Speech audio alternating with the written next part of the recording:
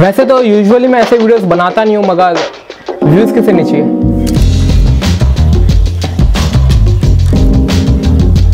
हाँ, तो ये वीडियो में आगे बढ़ने से पहले यहाँ पे कुछ चीज़ें मैं क्लियर आउट कर देता हूँ। सबसे पहला कि हम लोग यहाँ पे 2 लोग गए थे, यानी कि जो भी पैसे मैं आपको बताने वाला हूँ ये 2 लोग के बीच में डिवाइड हुए हैं। दूसरा, मैं यहाँ पे बाइक के एक्सपेंसेस इंक्लूड नहीं कर रहा हूँ, मतलब जो भी मॉडिफिकेशन वगैरह आपको अपनी बाइक पे करानी है, जैसे कि टैंक बैग, सैडल स्टे वगैरह, वो हर बाइक का अलग होता है, तो आप अपनी बाइक के हिसाब से देख ले। तीसरा, ये बजट पूरे 25 दिन की ट्रिप का है। और एक और चीज़, अगर आपको इन सब में से कुछ भी चीज़ें बाय करनी हो ना, तो मैं लिंक डिस्क्रिप्शन में दे दूंगा, तो आप डायरेक्टली वहाँ से भी जाके बाय कर सकते हो। तो अब अगर मैं आपसे पूछूं कि एक ट्रिप में सबसे ज़रूरी चीज़ क्या होती है, तो आप बोलोगे पैसा, बट नहीं, ट्रिप में सबसे ज़रूरी चीज़ होती है ज़िंदगी। जिंदा रहना, फिट एंड फाइन रहना, वन पीस में रहना, क्योंकि अगर हाथ पे टुडवा लोगे तो कार ट्रिप एंजॉय कर पाओगे। तो इसीलिए सबसे पहले हम बात करेंगे सेफ्टी गियर्स के बारे में। अब देखो, मार्केट में बहुत सारे ब्रांड्स है राइडिंग गियर्स के, राइनॉक्स, डायनीजी, अल्पाइनस्टार, सिमेटार, बट ये जो भी ब्रांड्स है ना, ये पॉकेट फ्रेंडली नहीं है। तो थोड़े चीप ऑप्शन की बात करें राइडिंग जैकेट में, तो आप इस जैकेट के लिए जा सकते हो। मोटरवेयर नाम है ब्रांड का, लोकल ब्रांड है, इंडियन ब्रांड है, और प्राइस की बात करूँ तो कुछ 4000 में आपको ऑनलाइन मिल जाएगी। और स्पेसिफिकेशन की बात करूँ तो डिज़ाइन इसका अच्छा है, मतलब आउट ऑफ द बॉक्स भी इसका डिज़ाइन नहीं है, बट स्टिल ठीक डिज़ाइन है इसका। बट एक चीज़ मुझे इसमें बहुत अच्छी लगी कि इसमें आपको लेवल 2 सेफ्टी मिलती है। यूजुअली जो भी जैकेट 4000 या फिर 4000 के नीचे के होते हैं ना, उनमें आपको लेवल 1 सेफ्टी मिलती है, बट इसमें आपको लेवल 2 सेफ्टी मिलती है, जो कि बहुत अच्छी बात है। एक और प्लस पॉइंट ये है इस जैकेट का कि इसमें आपको बहुत साइज मिलती है, एक्सेल से लेके एस तक। यूजुअली इतने साइजेस आपको राइडिंग जैकेट में नहीं मिलती, तो राइडिंग जैकेट में तो भाई इसको आप डन कर लो। और राइडिंग पैंट्स को हम यहाँ पे कैंसिल कर देंगे, उसके बदले हम यूज़ करेंगे नी गार्ड। अब देखो, नी गार्ड में भी बहुत ज़्यादा ऑप्शन है, बट हमने रोज़ राइड करनी नहीं है, कभी कभार यूज़ होगा, तो उस केस में आप यूज़ कर सकते हो BSDDP के नी गार्ड। सबसे पहली बात, ये नी गार्ड खास तो बिल्कुल ही नहीं है, उतने कंफर्टेबल भी नहीं है, बट ये अपना काम कर देते हैं, जो कि है आपके पैर को बचाना है। इस नी गार्ड ने मेरे पैर को कुछ 3 बार बचाया था मेरे लद्दाख राइड में, और ये ऑनलाइन आपको कुछ 700 to 1000 के बीच में मिल जाता है। ग्लव्स और राइडिंग शूज़ की बात करें तो ग्लव्स में आप यूज़ कर सकते हो प्रो बाइकर के ग्लव्स। ये ऑनलाइन आपको कुछ कभी कभी 600 में मिल जाते हैं, तो कभी कभी उससे कम में भी मिल जाते हैं। अब राइडिंग शूज़ देखो थोड़े महंगे आते हैं, 6000 से शायद से स्टार्ट होते हैं राइडिंग शूज़, बट उसके ऑल्टरनेटिव ऑप्शन में आप यूज़ कर सकते हो rough and tough shoes like Woodland के, वो भी आपके पैर को काफ़ी अच्छी सेफ्टी प्रोवाइड कराएंगे। अब देखो, ये हो गया राइडिंग गियर्स का पार्ट। अब बात करते हैं बाइक की मेन चीज़ के बारे में, जिस पे बाइक चलती है, पेट्रोल कॉस्ट। तो सबसे पहले बात करते हैं टोटल किलोमीटर के बारे में।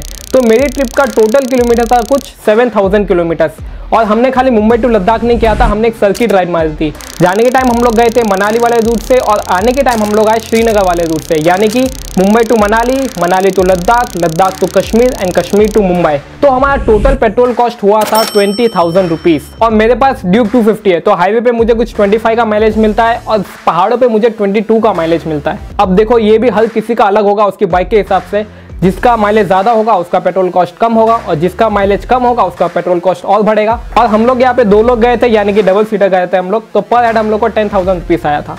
तो अब बात करते हैं फूड एंड अकोमोडेशन की, यानी कि खाना और रहना। सबसे पहले आपको एक टिप देता हूँ, कभी भी कभी भी होटल आप ओयो या फिर ऑनलाइन बुक मत करना, हमेशा खुद ऑफलाइन जाके ही होटल बुक करना। प्राइस में आपको बहुत ज़्यादा डिफरेंस मिलेगा। आप आराम से गूगल पे सर्च कर सकते हो नियर बाय होटल, और ऐसा भी नहीं है कि अगर आप पहले से होटल बुक नहीं करोगे तो होटल फुल हो जाएंगे। रूम्स आपको हमेशा अवेलेबल मिलेंगे ही मिलेंगे। और अगर आपको बार्गेन आती है तो आपके पास प्लस पॉइंट ये भी है कि ऑफलाइन में आप बार्गेन भी कर सकते हो, क्योंकि हमें कुछ होटल का 2000 बोला था, बट हम लोग वहाँ पे 500 में भी रहे हैं। तो हमारा होटल कॉस्ट की बात करो तो टोटल कॉस्ट हुआ था हमारा 9000 रुपीज़, यानी कि पर हेड कुछ 4500।